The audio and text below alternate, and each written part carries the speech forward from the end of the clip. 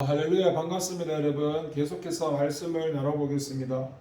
요한복음 5장 38절 39절인데요 그 말씀이 너희 속에 거하지 아니하니 이는 그가 보내신 이를 믿지 아니함이라. 너희가 성경에서 영생을 얻는 줄 생각하고 성경을 연구하거니와 이 성경이 곧 내게 대하여 증언하는 것이니라. 아멘. 여러분, 우리 안에는 과연 예수를 위한 자리가 마련되어 있습니까? 38절에 보면 다수의 유대인들의 마음 속에 하나님의 말씀이 거할 자리가 없다라는 그런 예수의 증거가 나옵니다. 우리가 아는 대로 그들 중에 상당수는 적어도 율법의 전문가들이었으므로 성경에 대한 지식이 없었다고 평가하기는 옳지 못한 평가입니다. 그들은 성경의 그런 내용들을 누구보다도 잘 알았습니다. 다만 문제는 그들 안에는 이 말씀들이 거할 자리가 없었던 것입니다.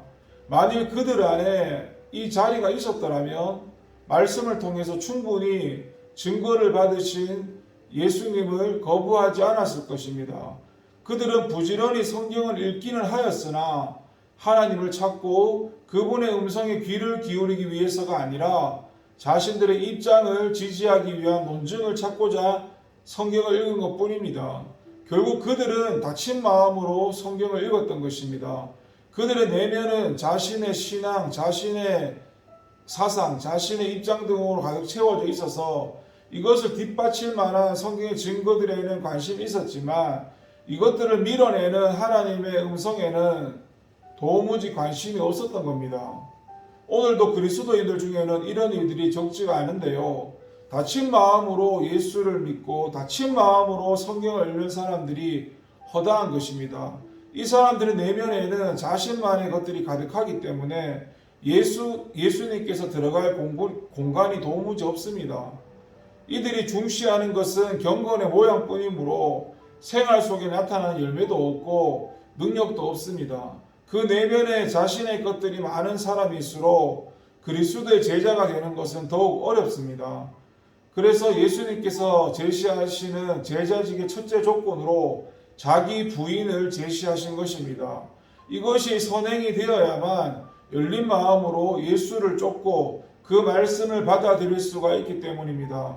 항아리에 뚜껑이 덮여 있다면 아무리 많은 물을 부을지라도 항아리 속은 언제나 비어있게 마련이듯이 마음이 닫힌 사람, 내면에 자기 자신의 것들로 가득 채워진 사람은 교회에 오래 다니고 중요한 직분을 맡았어도 그 인생을 움직이는 것은 언제나 예수가 아닌 자기 자신입니다.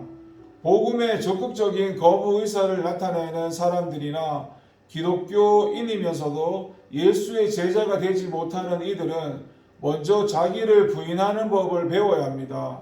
나를 붙잡으면 예수를 놓게 되지만 예수를 붙잡으면 모든 것을 얻게 됩니다.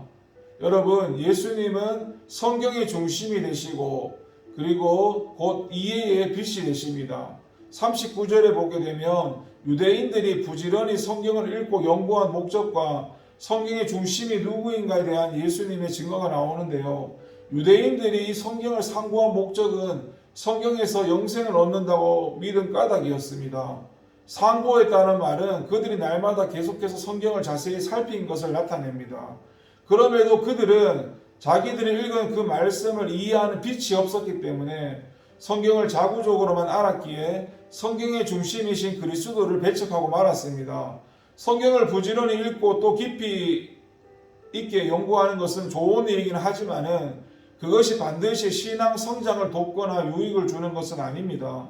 유대인들의 실패가 이 사실을 입증해 줍니다.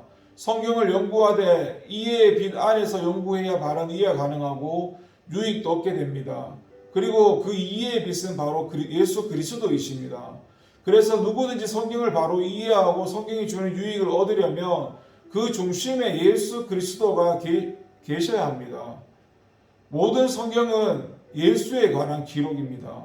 율법이든지 선지자의 글이든지 시문학이든지 그 내용은 각기 다를지라도 그것들이 모두 그리스도에 대해 증거하고 있음을 알아야 하고 성경의 바른 이해가 가능하게 됩니다. 누구든지 성경에서 예수 그리스도를 제거하게 되면 그것은 더 이상 아무 의미도 능력도 없는 일개 종교의 법전이 되고 맙니다. 마귀는 이런 사실을 잘 알고 있기 때문에 소위 학자라는 사람들을 동원해서 이 작업을 시도하고 있으므로 성도들은 현혹되지 않도록 주의해야 합니다. 어떤 이들은 창세기가 그리스도와 무슨 상관이 있는지 물을지도 모릅니다. 분명히 상관이 있습니다. 창세기의 요점이라 할 3장 15절에 언급된 여자의 후손으로 나실 예수 그리스도에 대한 예언입니다. 이뿐만 아니라 그리스도는 천지의 창조에 관여하셨고 요한은 이 사실을 분명하게 선포하고 있는데 만물이 그로 말미암아 지은 바 되었다고 했습니다. 아브라함이 행위가 아닌 믿음으로 의롭다 하심을 받은 사건도 그리스도를 통해서 성취될 하나님의 구속 사역을 예고하고 있습니다. 이처럼 성경은 일관되게 증거의 초점을 중심이신 그리스도에게 맞추고 있습니다. 따라서 우리는 성경을 읽을 때든지 연구할 때에 이 점을 염두에 두어야 합니다.